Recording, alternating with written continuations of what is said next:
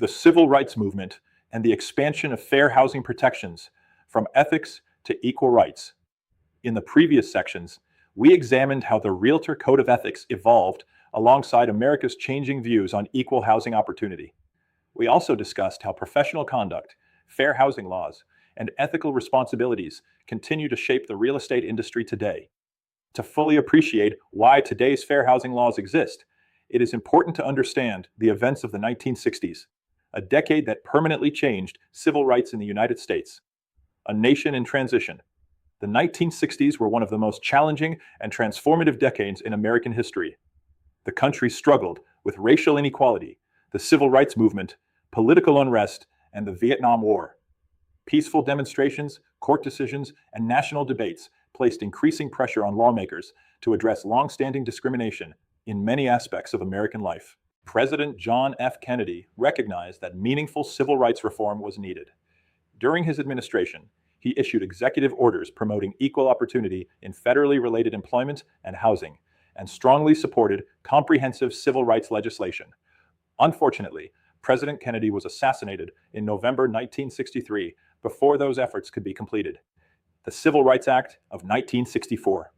Following President Kennedy's death, President Lyndon B. Johnson made civil rights legislation one of his highest priorities. In 1964, Congress passed the Civil Rights Act of 1964, one of the most important pieces of civil rights legislation in American history. The act prohibited discrimination in public accommodations, employment, education, and federally funded programs.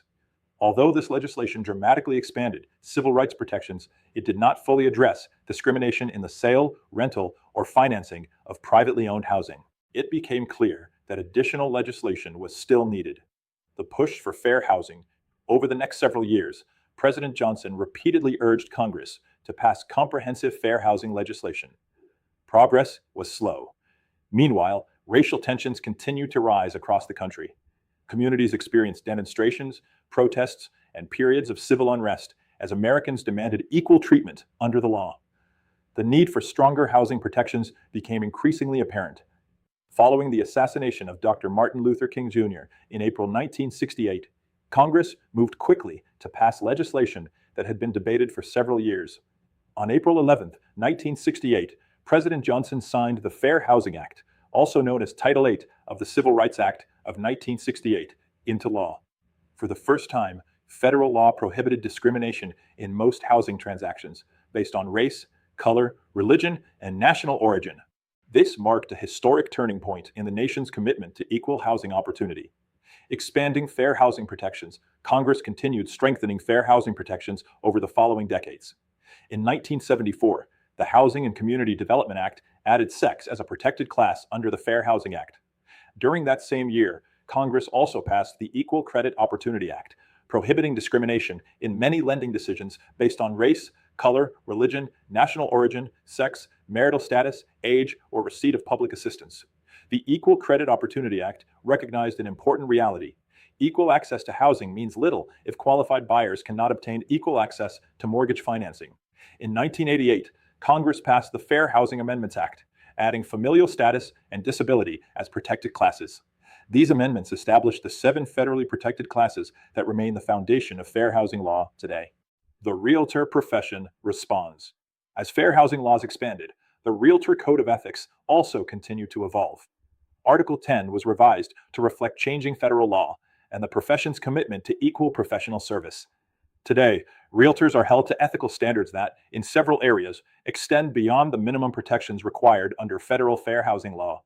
The evolution of the Code of Ethics demonstrates how the profession has continually adapted to better serve consumers and strengthen public trust. Why this history matters. Fair housing laws did not appear overnight. They were shaped by decades of court decisions, legislation, advocacy, and the determination of individuals who believed every person deserved equal access to housing. Understanding that history helps today's Arizona real estate professionals appreciate both the legal responsibilities and the ethical obligations that accompany a real estate license. Every buyer, every seller, every landlord, every tenant deserves the same professional service and the same opportunity to pursue housing without unlawful discrimination. That remains the foundation of fair housing today. Broker tip: remember that fair housing extends beyond simply showing homes. Equal access to mortgage financing, advertising, property management, and every stage of a real estate transaction all play an important role in ensuring equal housing opportunity. Online discussion question. Why wasn't the Civil Rights Act of 1964 alone enough to eliminate housing discrimination? Answer. Although it prohibited discrimination in many important areas, it did not fully address discrimination involving the sale, rental, and financing of privately owned housing. That gap led to the passage of the Fair Housing Act in 1968. Question. Why was the Equal Credit Opportunity Act an important addition to fair housing protections? Congress recognized that equal access to housing also requires equal access to mortgage financing. The Equal Credit Opportunity Act helps prevent discrimination in lending decisions. Question. How has the Realtor Code of Ethics evolved alongside fair housing laws? Answer. As federal fair housing protections expanded, the Code of Ethics was revised to strengthen realtors' ethical responsibilities and reinforce the profession's commitment to equal professional service.